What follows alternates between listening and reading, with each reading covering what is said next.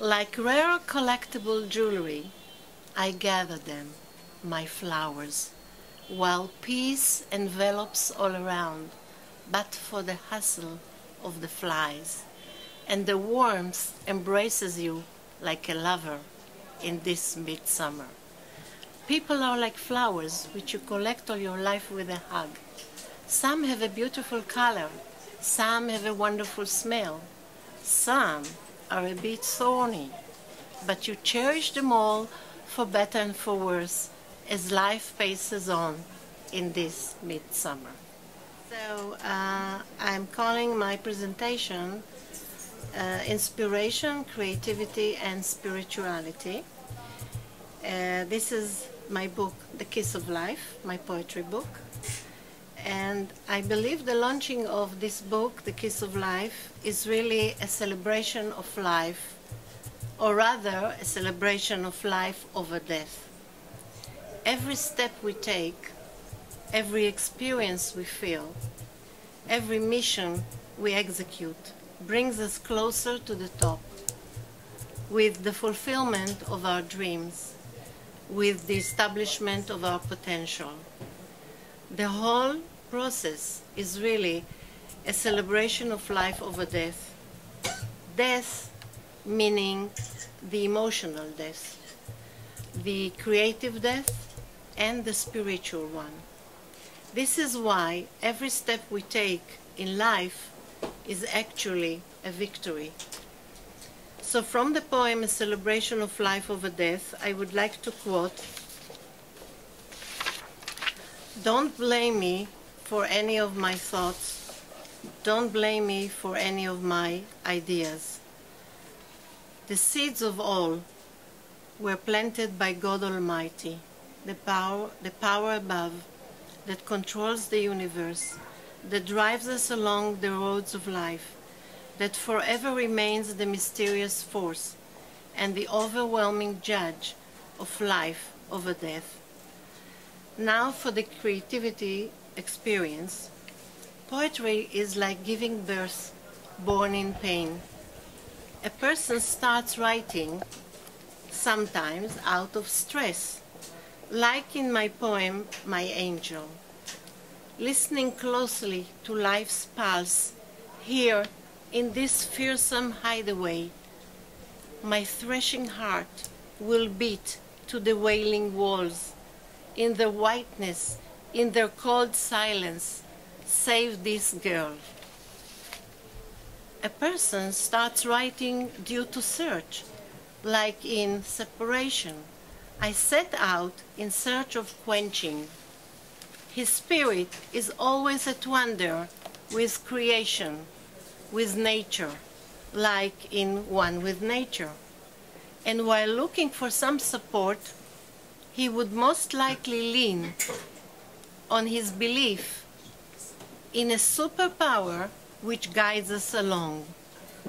We are one with God, reflected in each and every one of us, projected in the light, projected in the sun.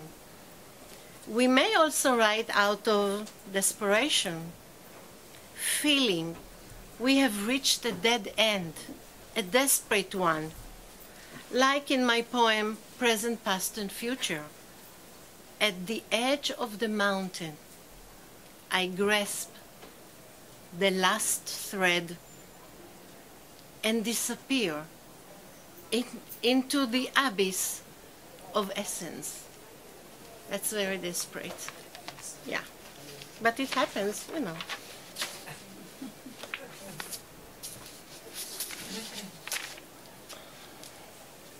But we also write sometimes because, and especially for the love of people, like in Midsummer. People are like flowers which you collect all your life with a hug. Yes, there is the hug, there is the hope. But what is my ambition? You may discover it in the poem Love. My only wish is to continue to grow and come to be more. In the spiritual sense, of course. I have exposed my soul and my spirit as well. The exposure is a total one. but also the recognition that once the poems are written, my soul has reached a great moment of satisfaction. Yet, these great moments of satisfaction are not permanent. In the poem where the person and the artist meet, I wrote about the spirit. I have exposed my soul and my spirit as well. The exposure is a total one, but also the recognition that once the poems are written, my soul has reached a great moment of satisfaction. Yet these moments of satisfaction are not permanent. In the poem where the person and the artist meet, I wrote about the spirit. For in its thirst, in its roaming, it ached, but in its body found comfort, until the next time it shall soar, until eternity. The creative energy shall cease, so will my poetry cease forever. Writing is an emotional experience, sweeping us to various worlds unknown, reaching unsafe shores, a turbulence of emotions. The very moment of creativity is expressed in inspiration, as if by magic, or maybe the hand of God. The rhymes begin to take command of my mind.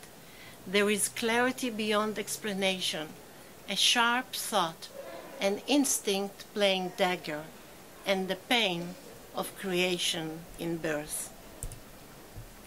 There is optimism, there is also realization, as in what gives us strength.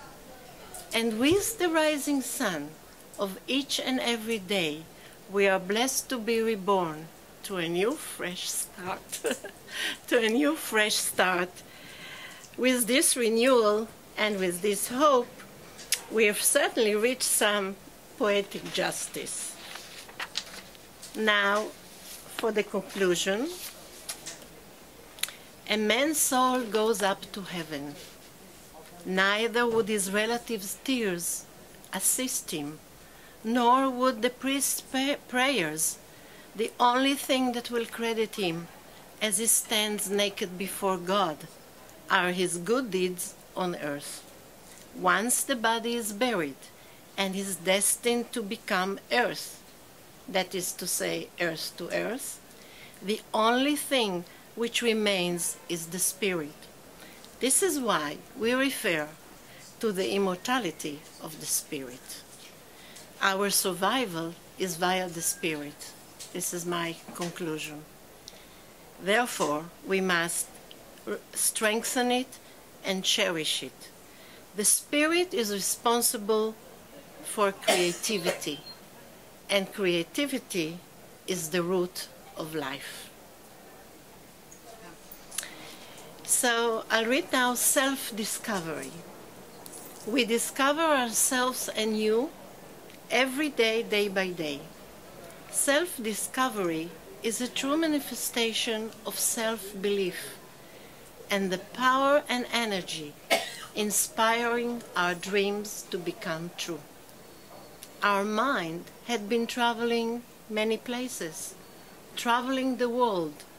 Our spirit, enriched with nature and its wonders, entices our otherwise empty shallowness to reach higher levels of satisfaction, admiring the Creator, believing in the miracles of our lives.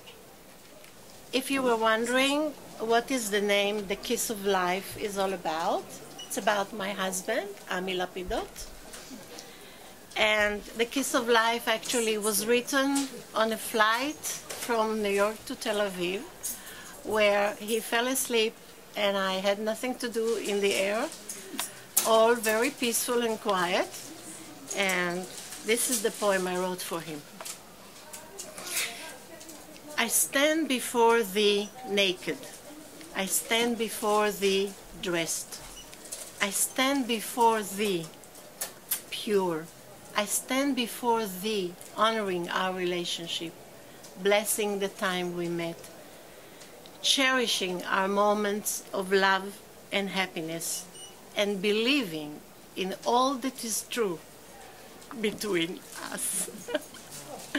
Between us. Blessed be the lover, blessed be the man, that with his arms hugged me, that in his heart believed in me, that with his lips kissed me, the kiss of life. Now 12 translated from Hebrew and 19 original poems. And they're all together in the same book? Yeah. Yes? Well, you don't get your inspiration from your husband. Where else do you get your inspiration? Where do I know you get it from your husband, but where else? But not only, because I write about all kinds of subjects, so it can't be only from one source.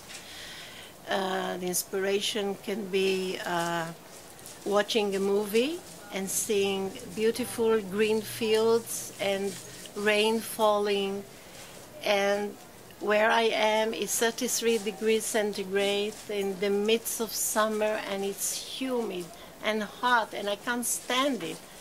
And then I write a poem called Midsummer.